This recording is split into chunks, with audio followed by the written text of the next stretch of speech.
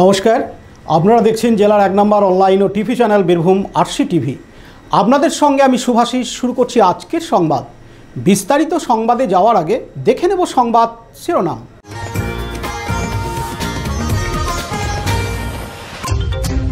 দুর্গাপুজো কমিটিগুলিকে নিয়ে দুবরাজপুর থানার শান্তি কমিটির বৈঠক। ভুরকোনা পঞ্চায়েতের ক্ষতিগ্রস্ত ব্রিজ পরিদর্শনে সিউড়ির বিধায়ক। আমাদের পাড়া আমাদের সমাধান কর্মসূচিতে পরিদর্শনে সিউড়ির বিধায়ক। দ্বিতীয় বিশ্বযুদ্ধের মিসাইল উদ্ধারকে কেন্দ্র করে চাঞ্চল্য নানুরে। সিউড়িতে পালিত হলো বিশ্ব ভ্রাতৃত্ব দিবস।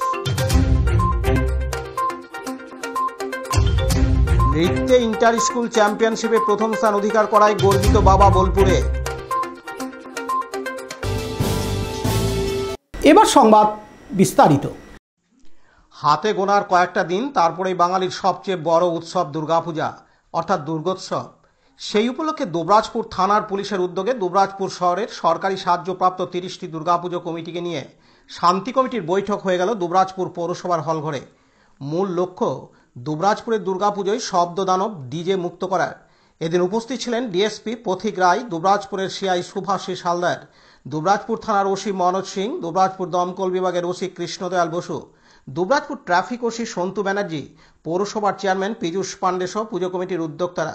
এদিন দুবরাজপুর শহরের দুর্গাপুজো কমিটির উদ্যোক্তাদের কাছ থেকে দুর্গাপুজোর নানান কর্মসূচি ও সমস্যার কথা শোনেন পুলিশ আধিকারিকরা। পাশাপাশি পুলিশের পক্ষ থেকেও নানান সরকারি বার্তাও দেওয়া হয় দুর্গাপুজো উদ্যোক্তাদের। কয়েকদিন পর দুবরাজপুর থানার পুলিশের পক্ষ থেকে দুবরাজপুর শহর ও গ্রামীণ এলাকার দুর্গাপুজো কমিটিগুলিকে নিয়ে আবারও মিটিং করবে। প্রসঙ্গত, দুবরাজপুর শহরে ছোট বড় মিলিয়ে প্রায় 50টি দুর্গাপুজো হয়।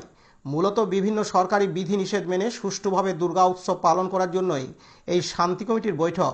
এদিন আলোচনায় উঠে এসেছে গতবারের মতো এবারেও ডিজে পুরোপুরি বন্ধ করা, শহরে যাতে যানজট না হয় সেদিকে নজর দেয়া। দুবরাজপুরের দুর্গাপুজোর সবচেয়ে বড় আকর্ষণ অস্ত্র হাতে জয়তারা উৎসব, সেই উৎসব যাতে শান্তিপূর্ণভাবে হয় সেই নিয়েও এদিন আলোচনা হয়। এদিন ডিএসপি পথিক রায় তার বক্তব্যে জানান, লাস্ট ইয়ার আমরা ডিজে ফ্রি দুর্গাপূজা করেছিলাম, এবারও আমরা ওটাই চেষ্টা করবো কি এখানে ডিজে ইউজ না হয়, নর্মাল মাইক সং আমরা ইউজ করতে পারি, সেটা পুজোর সময় এবং বিসর্জনের সময়। কিন্তু DJ as per guidelines of honourable high court ওটা ব্যান্ড আছে, তো আমরা এই জিনিসগুলো ইউজ করব না। ভলেন্টিয়ার। অন্যদিকে পৌরসভার চেয়ারম্যান পীযূষ পাণ্ডে তার বক্তব্যে বলেন, আমরা সম্মিলিত হয়েছি বাঙালির শ্রেষ্ঠ উৎসব দুর্গা উৎসব। সেই দুর্গা উৎসব আর আমাদের কয়েকদিন পরে, আর মাস নয় আর কয়েকটা দিন পরে। এই দুর্গোৎসব যাতে শান্তিতে সুন্দরভাবে সুষ্ঠুভাবে কাটে তার জন্যই আমাদের প্রশাসনের তরফে আজকে বসা।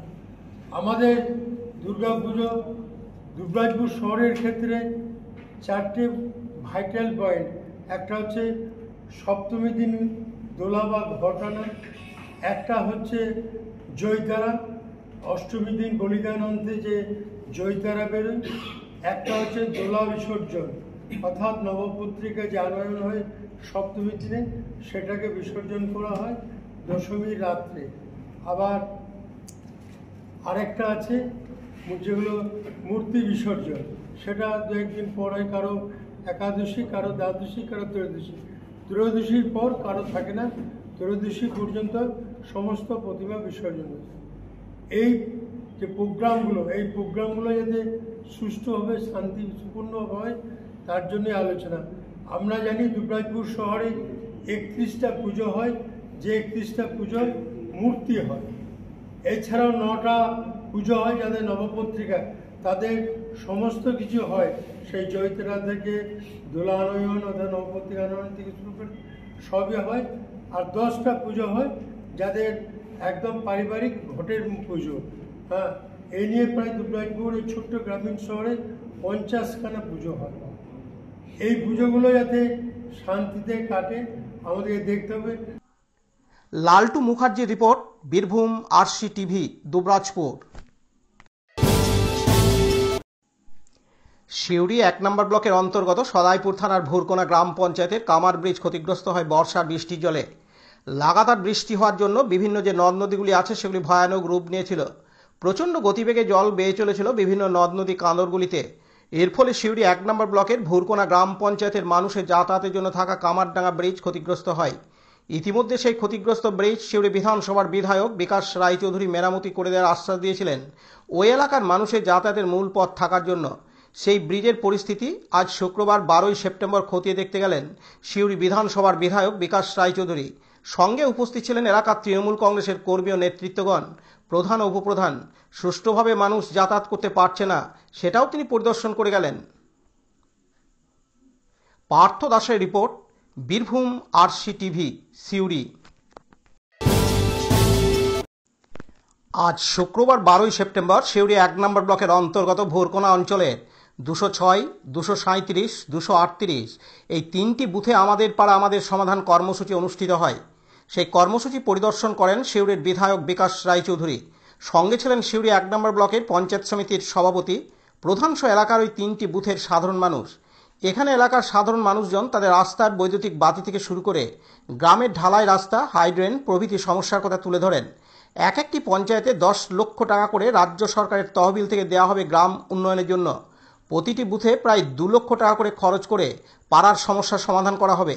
এছাড়াও 10ম পর্যায়ে শুরু হয়েছে দুয়ারে সরকার ক্যাম্প। সেই ক্যাম্পও পরিদর্শন করেন সিউড়ির বিধায়ক বিকাশ রায়চৌধুরী। মানুষের কোনো অভাব অভিযোগ আছে কিনা সে বিষয়েও জিজ্ঞাসাবাদ করেন সাধারণ মানুষকে বিধায়ক বিকাশ রায়চৌধুরী। এদিন তিনি তার বক্তব্যে জানান, আমাদের এসসি সম্প্রদায়ের মানুষ আছে, ওদের বাড়িগুলো অনেক সময় খুব কাছাকাছি, 2-3 ফুট 4 ফুট করে গ্যাপ থাকে, একটা গলি থাকে, কিন্তু সেই গলিটা ওরা অনেক সময় বলতে পারে না।